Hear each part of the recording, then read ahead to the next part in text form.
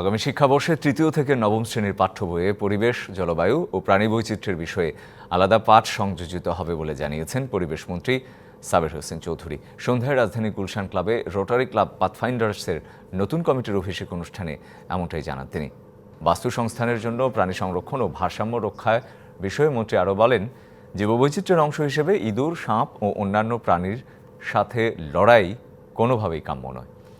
পরিবেশের ভারসাম্য রক্ষায় সবচেয়ে বড় চ্যালেঞ্জ মানুষের আচরণে পরিবর্তন আনা। দেশে আইনের ঘাটতি নেই, তবে সবার মাঝে তার বাস্তবায়ন নিশ্চিত করতে হবে।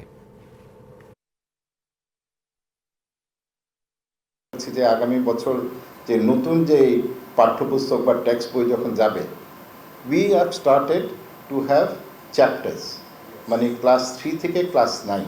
প্রকৃতির সাথে আমরা যে যুদ্ধ করছি এবং প্রকৃতির সাথে যুদ্ধ করে কেউই কিন্তু বিজয় হয় নাই। Nobody has won. And why should be fight? Because we are a part of nature. নগদের কাছে সব গ্রাহকই প্রিয়, তাই তো সারা দেশে ক্যাশ আউট চার্জ সবচেয়ে কম।